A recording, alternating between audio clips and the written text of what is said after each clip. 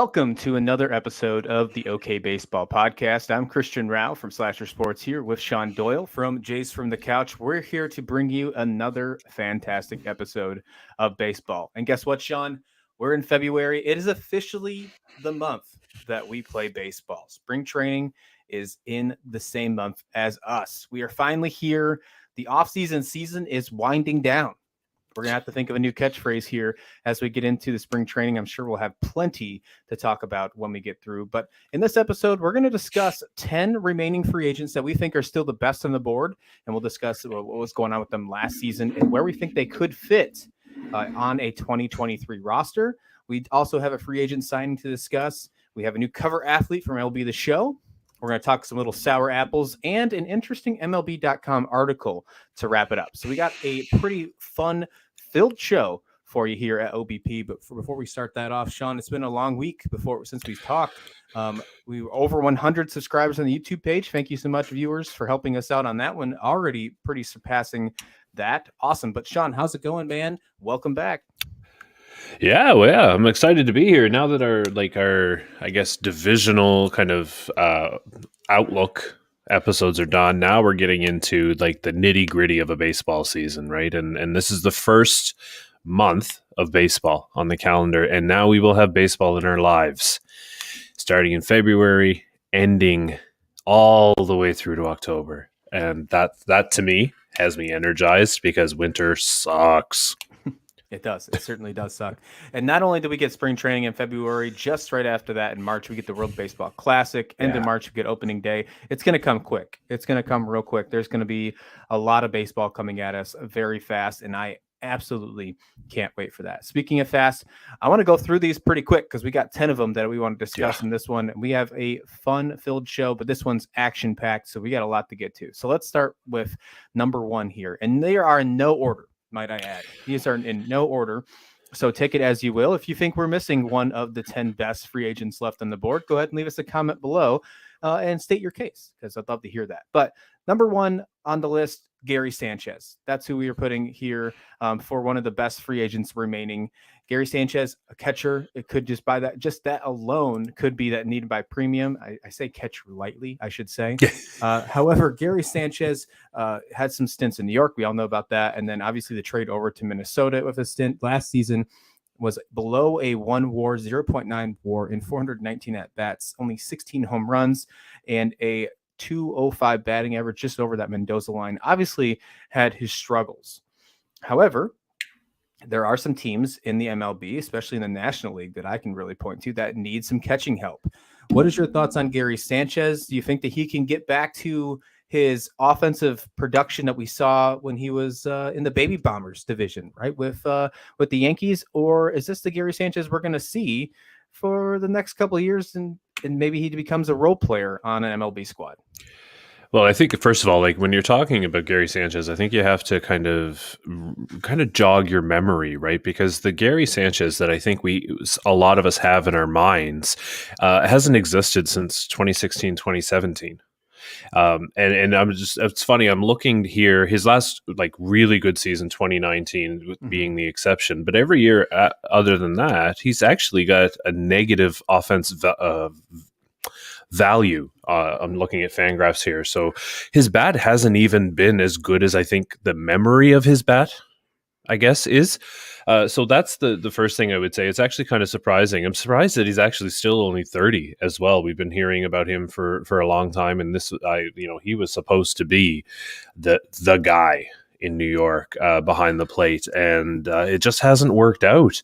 And of course, his defense is questionable. I don't think I recall watching a catcher miss as many balls as I've seen Gary Sanchez miss, and it's not like balls in the dirt that are pretty tricky. This is just whiffing on it, right? So what Gary Sanchez brings to the table is going to be really interesting this coming year. He's going to strike out a lot. He'll hit you some double-digit home runs. There's some power, but this is definitely a case of a guy with, I guess, maybe one really good tool that is kind of running out of power.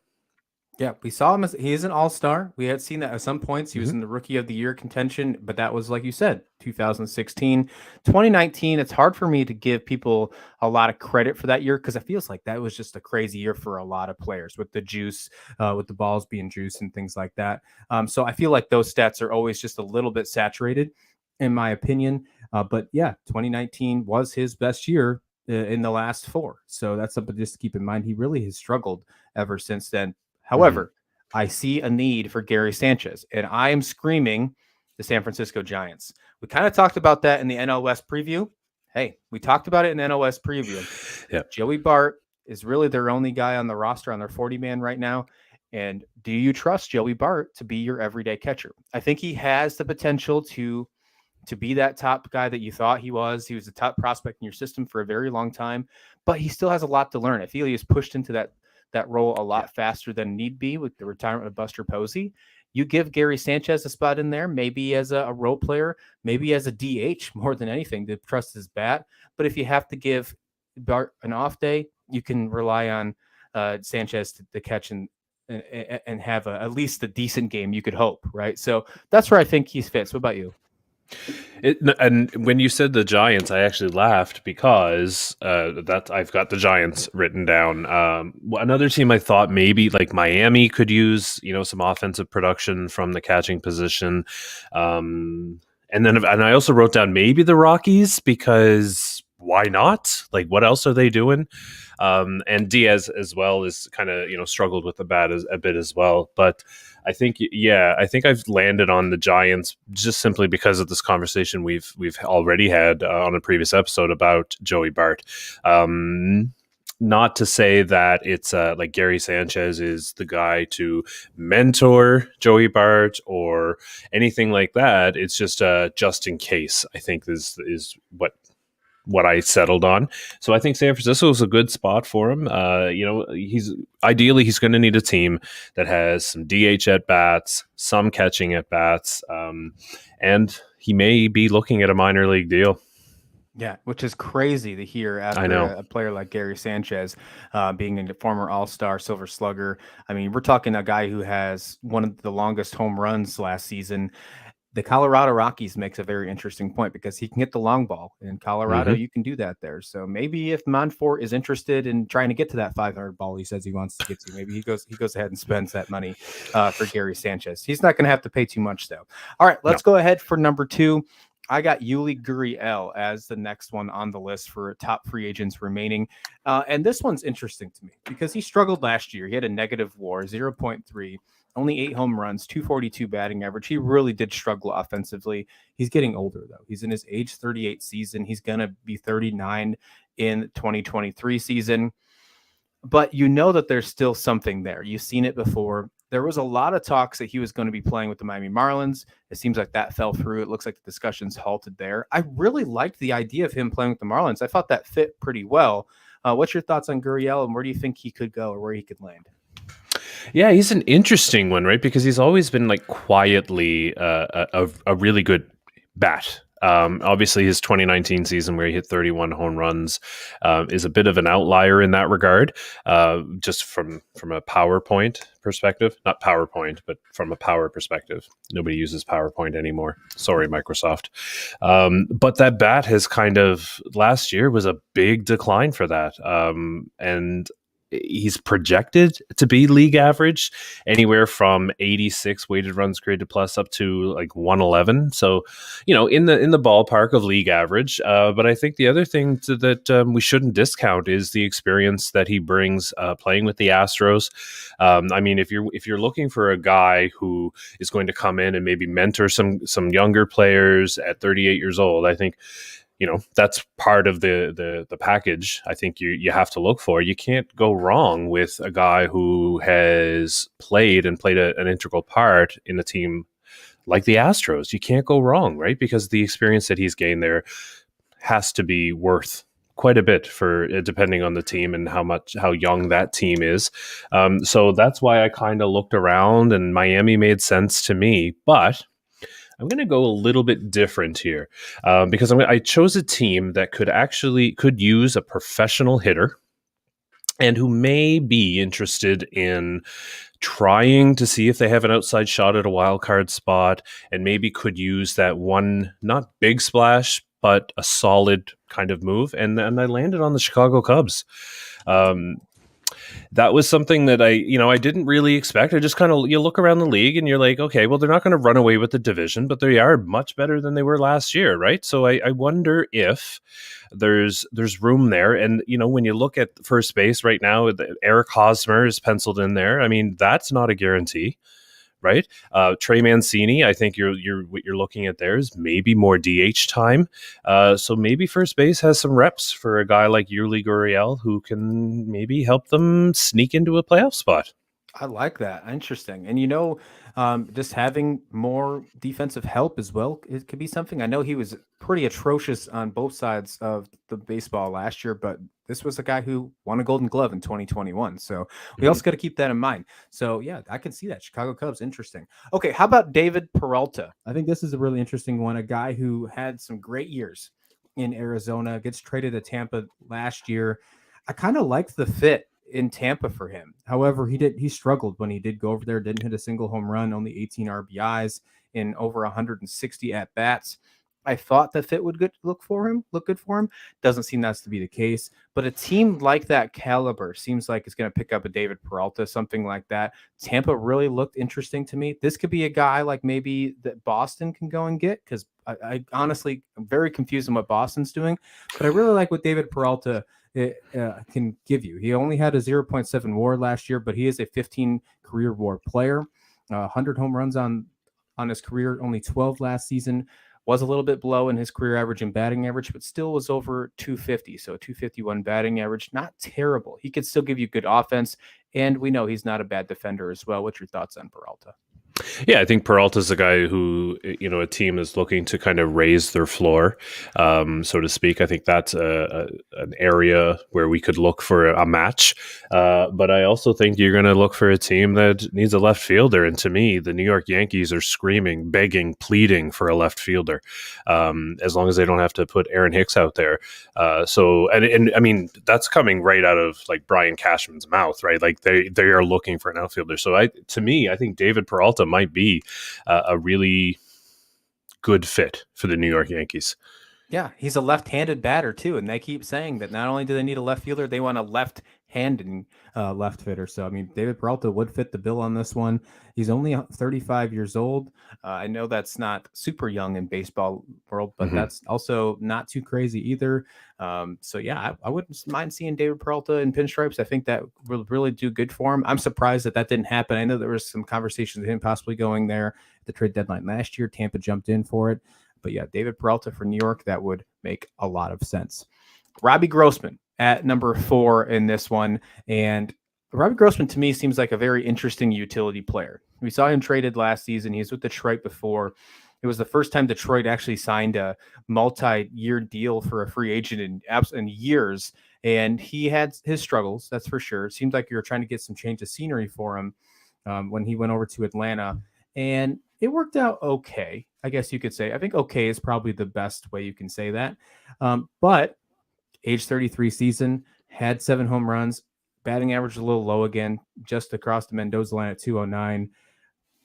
But Robbie Grossman is one of those guys who can be a strong utility player. I'm going to go back to the Tampa Bay Rays. I feel like the Tampa Bay Rays would fit a guy like Robbie Grossman. What's your thoughts? That's interesting. I didn't even actually consider Tampa Bay, but Grossman is an interesting candidate because he is going to be a league average bat. I think that's where he's projected to be, but how that bat breaks down is actually, I think, where his value lies as a lefty bat, which first of all, apparently a lot of teams are putting a premium on which side of the plate you hit from. But a lefty bat, he actually hits left-handed pitching better than he does right-handed pitching, right? So he seems like one of these guys who could be a platoon candidate for, a team with aspirations. And I went down south. I went to a team that is spending a fortune on reaching the postseason. And this might be a move that isn't big and splashy and sexy, but it kind of addresses a part of I think the game that you'll need for the whole season. So I think the Texas Rangers actually might be a good fit for Robbie Grossman. I like it. Yeah, Texas Rangers, they could use a little bit of help trying to get to the playoffs and maybe even compete in the AL West. I think Robbie Grossman could fit solid there. And I think he is a true platoon player now at the age he's at and what we've seen over the last few years. It worked pretty well in Atlanta. I mean, 5 home runs after the trade deadline. So, yeah, not a bad little pickup. Speaking of a former player of the Texas Rangers, let's talk about Jurickson Profar. He started off his career in Texas, went to Oakland and San Diego. I am quite surprised that he is still a free agent, if I'm being completely honest. Yes. He had over a 3.1 WAR. He had 15 home runs, a 243 batting average. He is the true utility man of the West Coast, in my opinion. I mean, he did a lot of things for San Diego right. I think there's just a lot of great things that Jurickson Profar just screams. He's a left fielder, a second base, and shortstop.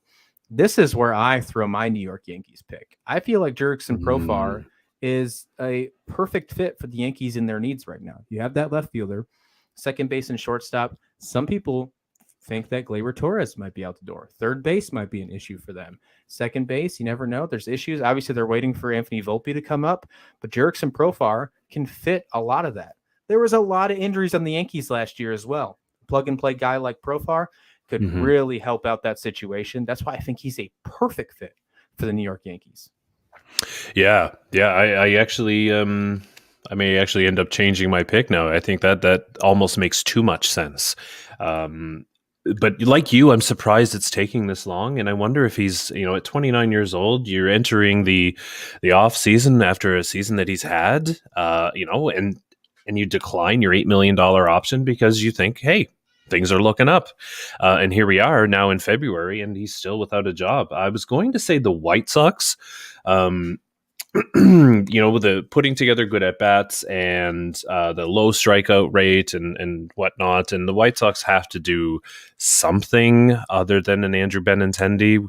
So that's kind of why I put him there. But New York almost makes too much sense to even say any other team. I think I really like that idea. And obviously, playing in the AL East against the Toronto Blue Jays, that's something I'm not going to enjoy. But I think it does make a whole lot of sense. Yeah, I'm really surprised that he is not signed yet. And I'm really thinking that a guy like Brian Cashman should go after him. I mean, this is a guy, again, you had injuries, so many injuries on the Yankees last year. This is a guy that played 152 games last year. Not many players did that. Jurickson Profar was one of them. He had 137 games in 2021. That's pretty good for longevity for MLB players at this type of, where we're at in the world. Jurickson Profar, I think, is going to be the next one to be signed, and I do think it's going to be with the New York Yankees. All right, how about this guy? This guy is interesting to me because we saw a lot of hype with him in the past. It kind of fell off pretty hard. He got DFA'd, then came on and was pretty good for Chicago at one point. Franmil Reyes obviously was DFA'd by the Cleveland Guardians. Cubs picked him up. He had 5 home runs in only 48 games. This is a guy that I think could fit a true DH role if a DH role is needed. But I feel like if he gets signed, I kind of understand why he's not signed yet. Because if he gets signed, it's a true 1-year deal, prove-it contract. I mean, this is a guy that, in the same competition, same level as Cody Bellinger for kind of prove-it contract. So you find a spot that needs a true DH, and that's the case. You got to look at teams that are ready to not be afraid to flip. And when I think of that, instantly I'm thinking of a team who's already signed some of those veteran players on the pitching staff, but now can do that on the battings. I think the Kansas City Royals will be an interesting pickup for Franmil Reyes. What's your thoughts? Interesting. And I have the Royals as one of the teams I was considering, but my hesitation here is that he's all power, right? He's literally one-dimensional, and I don't mean that as an insult, but that's his game. And he's going to hit home runs, and he's going to strike out a ton. What's interesting, though, is Kauffman Stadium is massive, right? So if you're that type of player going to hit in a stadium like Whit Merrifield, when he was traded from there, he was like, now that I'm at a Kauffman Stadium, watch how many home runs I'm going to hit.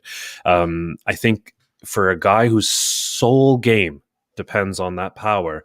I don't know that Kansas City is the right spot unless you're SOL and you need a job, right?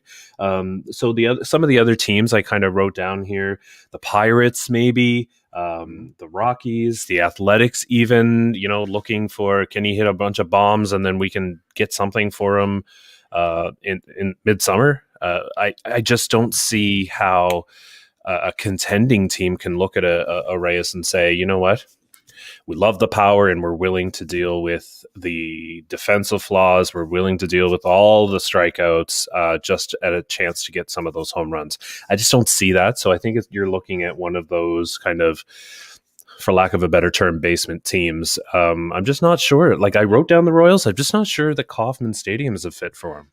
Yeah, I mean, Rockies fit the bill as well. We're on the same page. I think it's definitely going to be, he's going to be signed as a flippable asset, if you will. And any team that's going to be in a competition window, you're not going to see him on that squad until trade deadline. And if he lives up to his prove it deal, then we're going to see a 1-year deal. At this point, at most, if it's a 2-year deal, that it's going to be a team option. There's no doubt about that. But Franmil Reyes, I can totally see going to a rebuilder, just trying to fill a void at the DH spot, or maybe a corner outfield. I don't know if I'd want to do that, but DH for sure, just to get your bat in the lineup.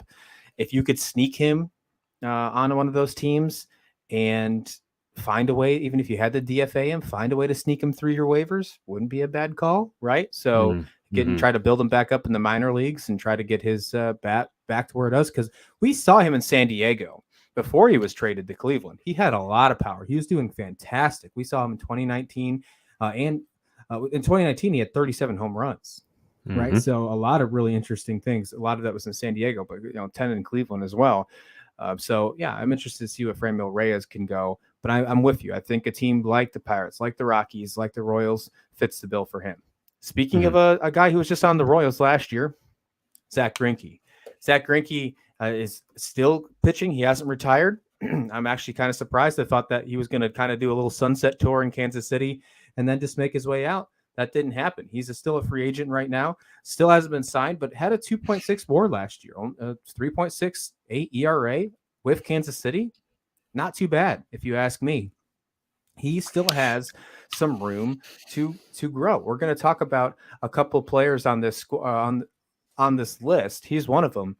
I think he fits, and I'm going to go right at it. I'm not going to be afraid to say it. I think he fits the Baltimore Orioles. What we saw last year with Jordan Lyles, where we had a veteran pitcher eat innings and be there while those younger pitchers were getting it ready to go. Unfortunately, guys like Grayson Rodriguez, DL Hall got injured, and they weren't ready to go until later in the season. But Jordan Lyles picked up a lot of those innings and ate them. Zach Greinke seems like he can do the same thing. What we saw over his whole career. I mean, when you look at his career, it's just loaded, right? He had 137 innings last year in his year 38 season. I mean, he's going to be 39 years old. He is 39 right now. He'll be 39 all year. You're telling me that he can't get another 120 innings? I think he can, and that'd be perfect for an Orioles squad who's trying to push for the playoffs. Yeah, up until today, really, I thought he was going back to Kansas City, but apparently, like, they had some kind of agreement, but it's not official yet. So maybe another team can sneak in there. I mean, if anything, when a deal's announced, if anything, this offseason, we've learned that doesn't mean anything. It's just ask Carlos Correa, right? So the Orioles would be an interesting fit, and up until I saw that there was some kind of agreement in Kansas City, I thought maybe Baltimore. I really still believe he's probably going back to Kansas City. However, if we kind of remove that as an option, I think Baltimore is a great spot for him. Veteran leadership on a young team.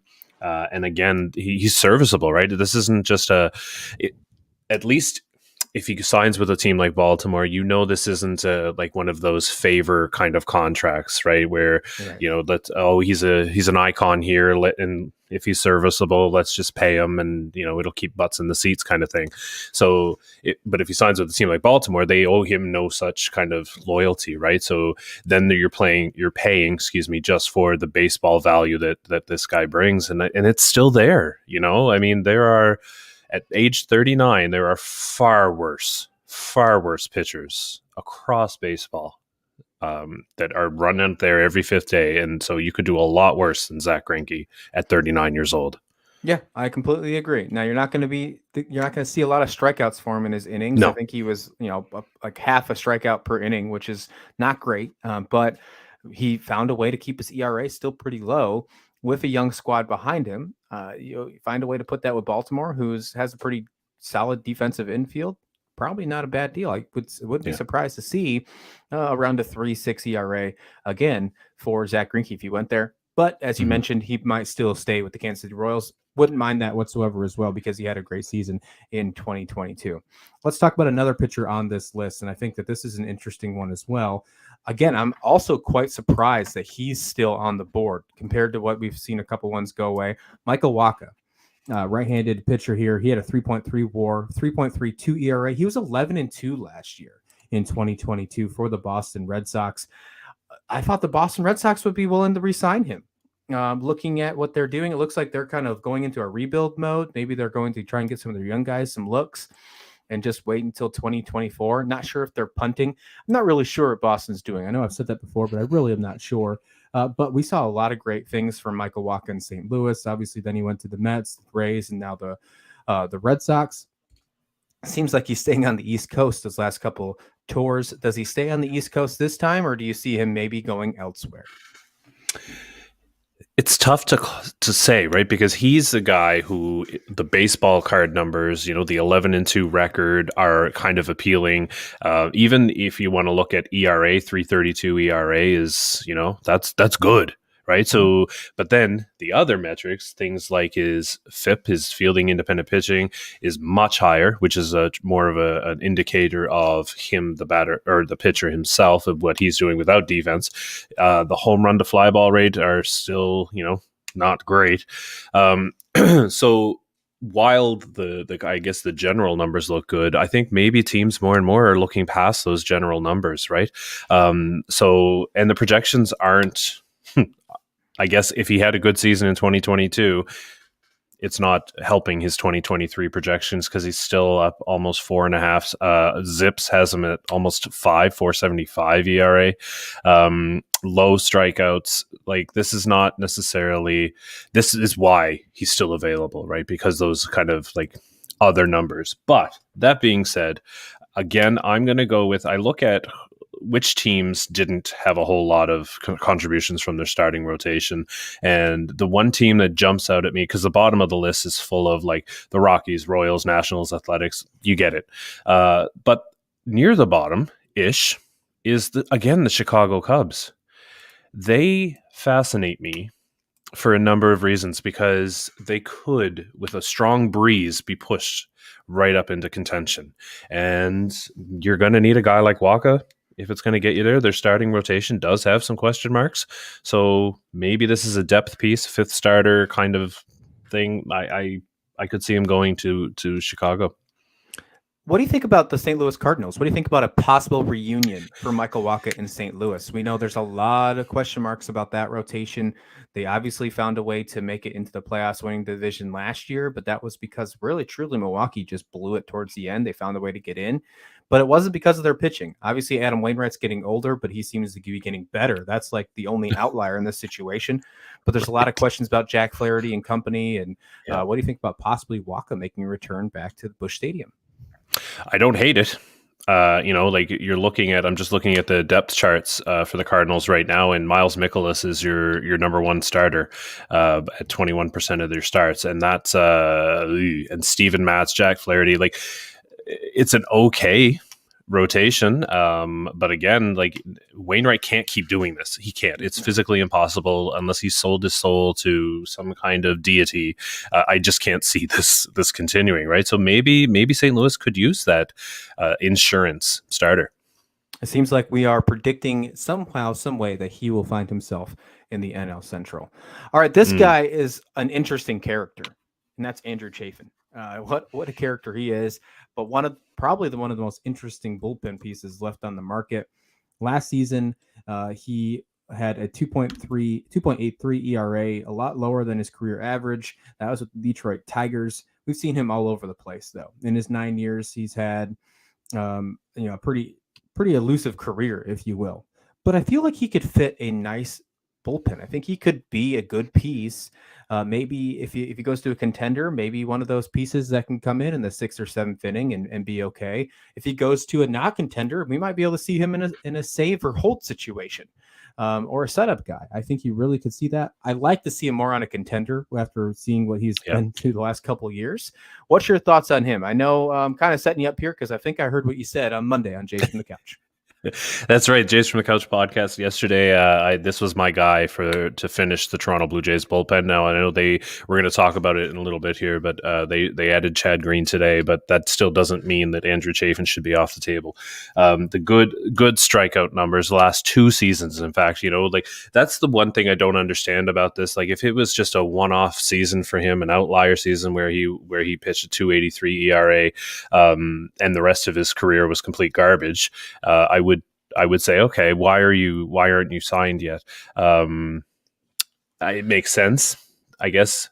But now 2 years in a row, he's been very effective. I don't understand why he's lingering. He has to be holding out for like what he believes may be his final contract of his career, maybe. And, he wants to maximize that at 32 years old. I don't blame him. I'm not criticizing him for that at all.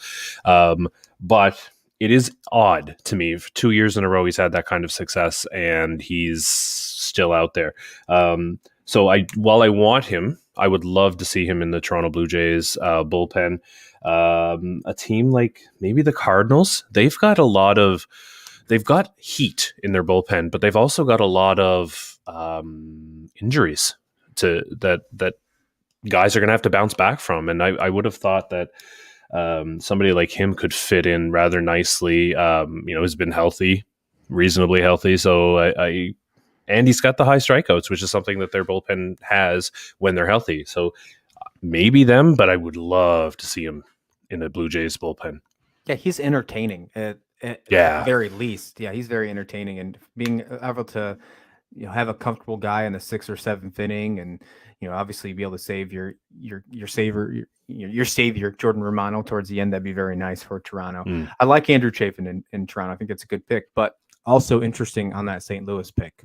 All right, let's wrap this one up. And I don't know if you did that on purpose, but a nice transition here. Let's wrap it up with a former St. Louis Cardinal, Alex Reyes. This is a 2021 All-Star who had 29 saves in 2021. We didn't see him at all in 2022. And I think that's probably why he's still a free agent right now.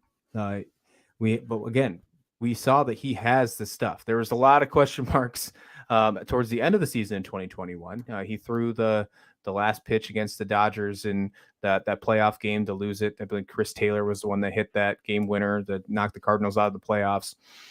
But again, an All-Star in 2021. It seems like he's going to head out from the St. Louis and be on a different team, but he's only 28 years old.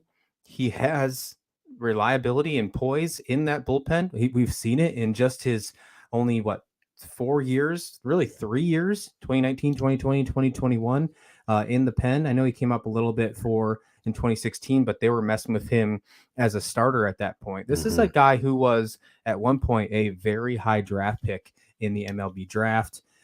I like him. I do. I think that he has an opportunity to really, just make a comeback, if you will. Now, obviously missing out of all of last year, but I'm not sure where he fits. What about you? Yeah, he's interesting, right? Because he's high strikeout. That you mentioned the nearly 30 saves. I think that's people are going to pay attention to that. They're going to remember that. But is he healthy? Who knows? And even if he's healthy, the command, the walks per 9 innings are kind of ugly, right? Like that's something that teams, if you're going to put somebody into a late leverage situation, I think that's the kind of something you're going to pay attention to. But again, with the Chad Green situation, we saw a creative contract. Maybe something similar can be in Alex Reyes' future. I think that there's just too much not to like about that. He will land somewhere. The Blue Jays even had interest back in December. And we know they're not afraid to take a risk on the guy who's injured. So maybe there's another candidate. But this is one I can't, I guess, pinpoint, right? So for me, this would be probably the biggest excuse me, shot in the dark guess out there of our whole list, really. Excuse me. So I honestly can't predict where Alex Reyes is going. Maybe back to St. Louis. I can't get my head around it. San Diego could use some help with their pitching. Yeah. And you know what'd be also interesting, and they have been very active this offseason, the Minnesota Twins. I think the Twins went and traded in the offseason or in the trade deadline last year for Jorge Lopez. Didn't work out as great as they wanted to, but he's still there. Getting a guy like Alex Reyes to possibly go ahead and take a chance on, if it works out, fantastic. You have a potential all-star player or in your bullpen. If it doesn't work out, then you're fine. But you can see it.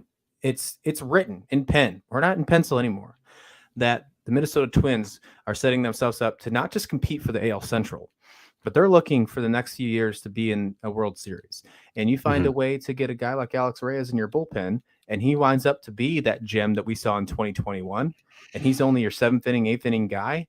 Yeah, that's a pretty nice thing to have in a bullpen, especially a team like the Twins who are on the up and up. That stock is only rising, in my opinion. Yeah, I like that pick. I like it a lot. All right, let's go to our Blue Jays. Over here, John Doyle, Blue Jays, Jays from the couch. You guys talked about this. Well, this kind of just popped, but obviously Mondays you guys have your show, and you had some great chats. You got some shows as well on Tuesdays and Wednesdays as well. Make sure you check them out, jaysfromthecouch.com. You can check them out on Twitter, all that good stuff, and go ahead and find Doyle. You can see his Twitter handle right there, Doyle JFCT. But the Blue Jays signed Chad Green. Longtime New York Yankee, so you've definitely seen him a lot. We've seen him a lot in the AL East. And he goes over to the good side, dark side, however you want to say it. But he's coming over to play for Toronto. My thoughts here, obviously, Jordan Romano is your closer. There's no doubt about that. Chad Green wasn't coming in to be the closer. But what does this do to the Blue Jays pen? Does it strengthen it? Where does he fit in this one? And what do you think about the signing? Yeah, I mean, right now he doesn't fit anywhere, right? He won't be back till probably mid-season, maybe June-ish, beginning of June, maybe, if we're lucky, best case scenario. So right now he doesn't fit anywhere. What this actually does, it's a move for the end of the season. So just picture this, okay? The Toronto Blue Jays are in the heat of a pennant race.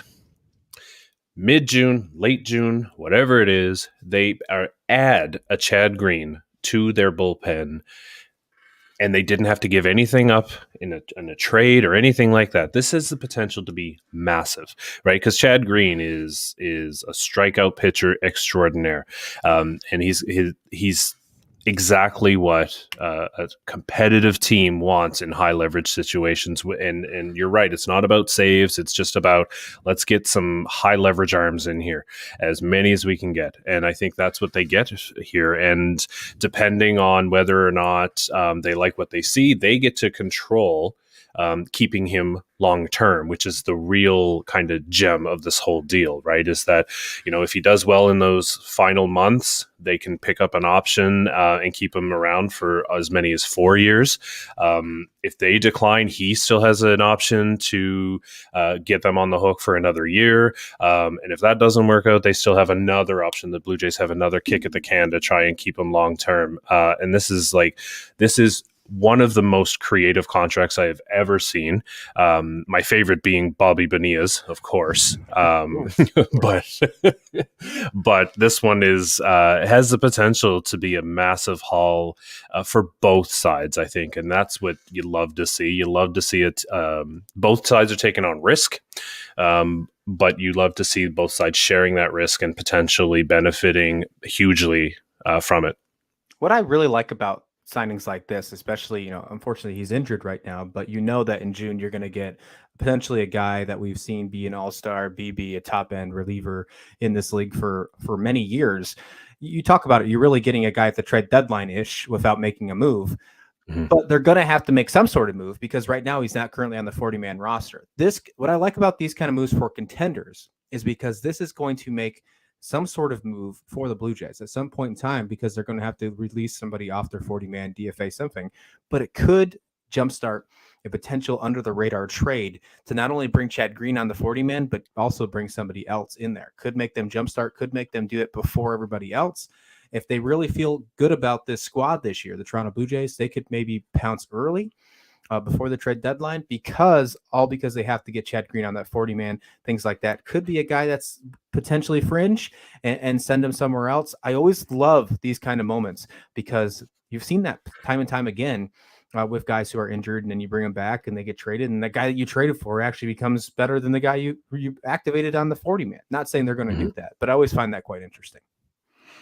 Yeah, and the other thing too is that bullpen arms are volatile, I think is a good way to describe it, right? So you never know one year to the next what if you're going to get that consistency.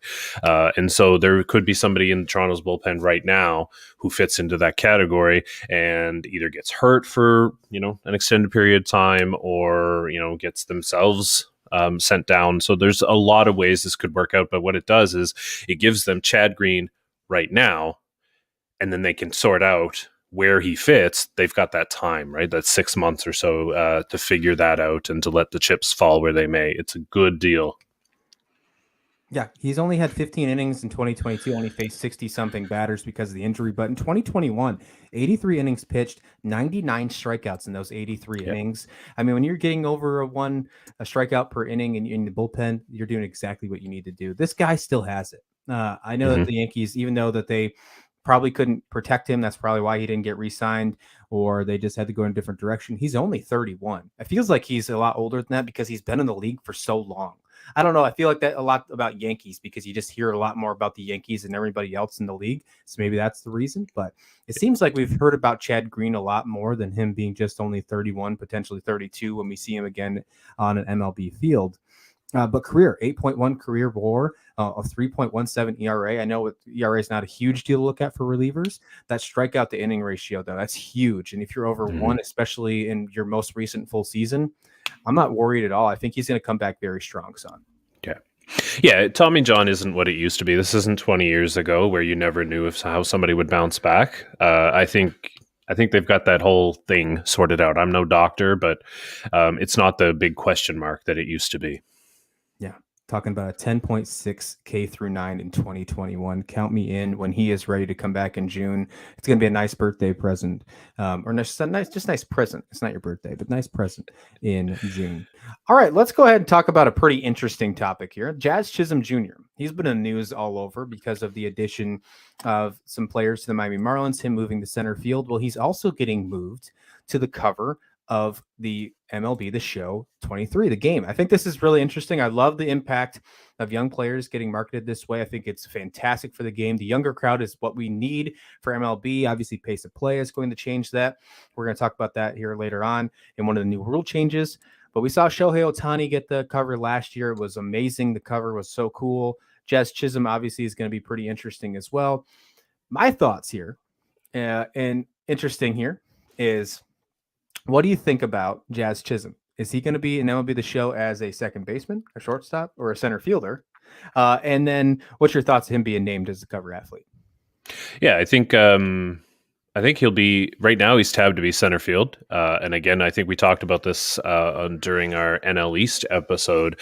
It's funny to me that they tab him to be center field because he's fast, right? Like that's his speed, and whether or not he can play center field, I guess that remains to be seen, but it looks like that's where he's headed, which is just fine because he's got that athleticism and let him run. He's young and he's exciting. He's electric, which is why he's on the cover of this game. He was hurt for most of the 2022 season, and typically they put on the cover, they'll put somebody who's had a monster season, like a Shohei Ohtani kind of season. But instead, what they did was they went for young, exciting, and marketable. That's what they went for. And Jazz Chisholm and Major League Baseball needs to understand this. The Miami Marlins need to understand this. Jazz Chisholm is a modern day athlete. He's a modern day star, and they need to market him and they need to put his face everywhere because he's exciting. He makes you want to watch baseball. He's playing a children's game and he's having fun doing it, and he's playing with a lot of confidence and energy, and that's what I want to see in my professional athletes. So this is an awesome addition. Well done, MLB The Show. I want to see more of it.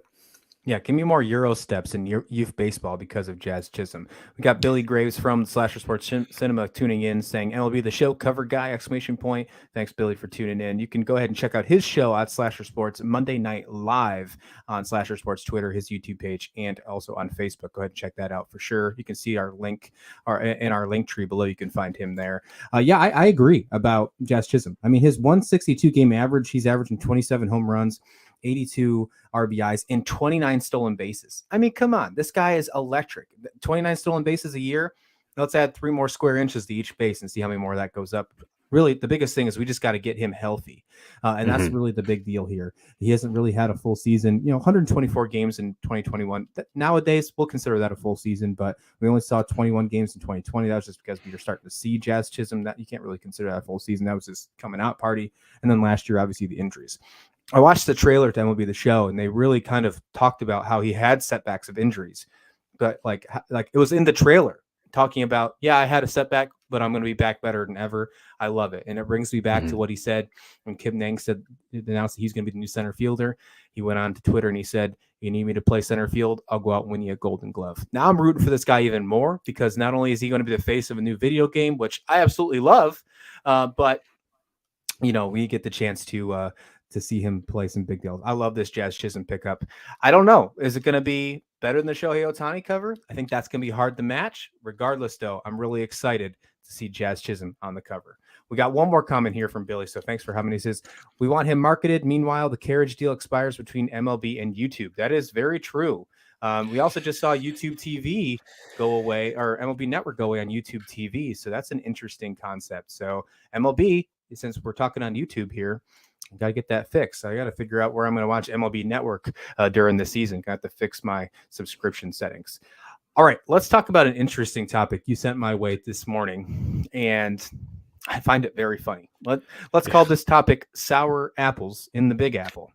And that's Jacob deGrom. Obviously, we know that he went and signed a huge contract with the Texas Rangers. Texas Rangers going ahead and putting a lot of money out there for hopefully the potential just to make the playoffs. That's the thoughts in this obviously the case.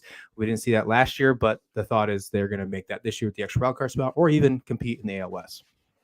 However, you reported to me that there was a report that came out that deGrom spoke to Buck Showalter, the current manager of the New York Mets, and stated there was a reason why he left the Mets, and he would love to sit down and talk to Buck Showalter about it sometime in the future. When it's all said and done, he will give the full explanation on why he didn't come back. He really thought he was going to come back, according to the report, but it just didn't work out. To me, it sounds like he was upset maybe of the contract, or he just wasn't feeling, I don't know, special, if you will. But what I also heard when the Texas Rangers contract was gone down, that he didn't even allow the Mets to counter for a contract. So it sounds like there's a little bit of bad blood with the Mets organization and Jacob deGrom. Pretty interesting considering he won you an NL Cy Young. What's your thoughts on this with this report? Yeah, I think I'd want to know more. When he sits down with Buck Showalter and Buck's angry face, and he'll tell him the whole story, and Buck Showalter's face will not change. Okay. It'll be but that aside, I would love to be part of that conversation because it doesn't make sense to me. Like, you have, when healthy, arguably the best pitcher on the planet, and you have the opportunity. He wants to be back, and then all of a sudden it doesn't happen, and then we find out that he actually wanted to be back, but something happened to stop that from coming to fruition. I want to know what that is. I want to know because I don't know why. Maybe I'm just nosy. Maybe I love the gossip, but it doesn't make sense to me to have such a perfect match, the Mets and deGrom, suddenly kind of just disappear. And it seems like out of nowhere, because even deGrom was surprised by it. But regardless, I guess these things happen in every contract negotiation, whether it's a trade or a signing.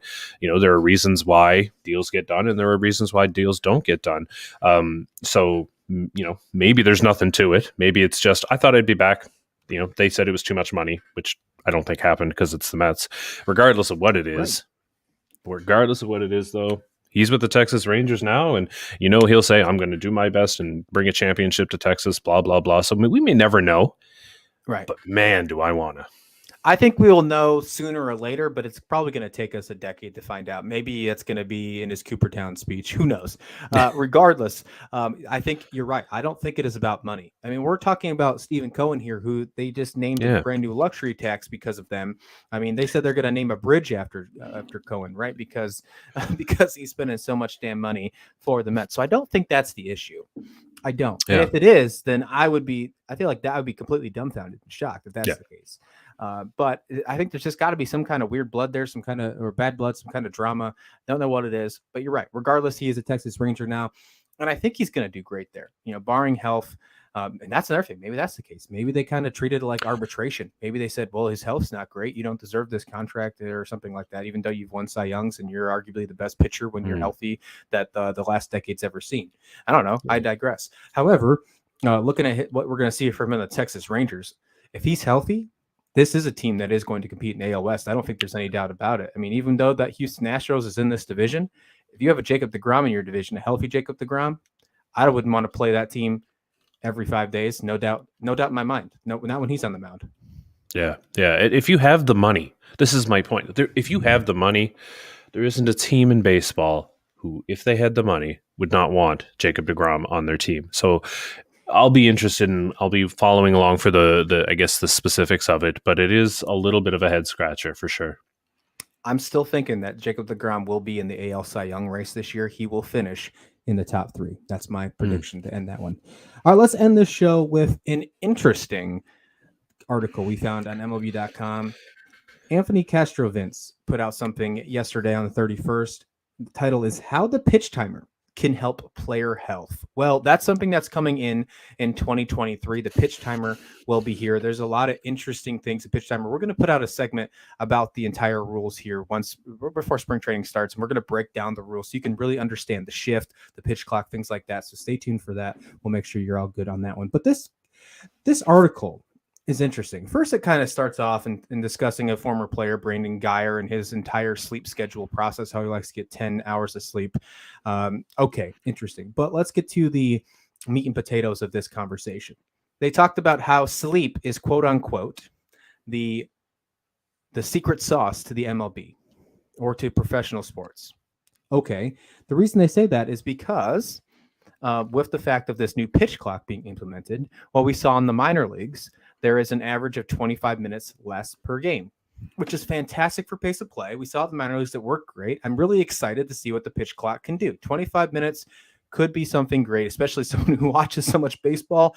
I would love to get those extra 25 minutes back per game. It's going to really add up, especially with replays. I'm looking forward to that. However, this conversation kind of just talks about what if it's only important if they decide to use those extra minutes to actually sleep. And then they talks about certain studies saying that doesn't happen. It seems like it kind of goes a little all over the place. And unfortunately, Castrovince is a great writer for MLB.com, but I don't know if this is his strongest suit, but I think it has an interesting discussion for the pitch timer and how it can impact players' health for the pace. So what's your thoughts about this article? And let's kind of dig into this. Oh man. Yeah, so when I first heard about the pitch clock coming out, I immediately went to the health of pitchers' arms. Having to go all and in today's game in particular, when it's max effort for as long as you can, which is always less than what starters or pitchers used to be able to do. So that was my first thought. And so when I saw the title, I was like, oh, really? The pitch timer can actually help. Oh man. So yeah, the long and the short of it is that with 25 minutes to half an hour shaved off a game, players can sleep more. And then they went in to talk about how grueling the schedule is and that they need sleep and all of that stuff. So I'm not a fan. The pace of play thing to me is insane because for a number of reasons. But first of all, the games last so long. You notice they're not cutting out things like commercial breaks or anything like that, which extends the game far longer than me taking my time to throw a ball. Okay, let's get that out of the way. So games are that long because of the revenue that they generate. So that's the first issue. And then to tell me that the game is too long and boring now, well, okay, it's your own fault. But anyway, But then they go in to talk about, players scheduling and getting in at obscene hours and trying to get your full 10 hours of sleep, which is the first time ever I've ever read anywhere that you need 10 hours of sleep to be at your maximum production. I have never heard that before in my life. Now, me personally, I'm lucky to get 4 or 5 hours of sleep, right? Right. So 10 hours to me, that's like a whole weekend. I'd love to sleep a whole weekend. But anyway, the real issue I have is that it's a weak argument for their conclusion, right? And the better conclusion, if you are really worried about players' performances, and it mentions, by the end of the season, your strike zone awareness and things like that, you're fatigued. I get it. So things decline. How about this? How about the season isn't 162 games? Right? If this is the issue, you can adjust scheduling and shorten the season if you're really concerned about players not getting their sleep, right? That to me is the biggest crock going, like this whole, we need to make games shorter. No, you don't, because you're not doing anything that's going to take a penny away from you. You're going to adjust everything else and put it on players to sleep, put it on teams to provide them with the right pillows and the right beds and all of this stuff. It's weak. It's weak. And I'm kind of disappointed, right? Because this feels like a piece designed to make people okay with the changes that are coming.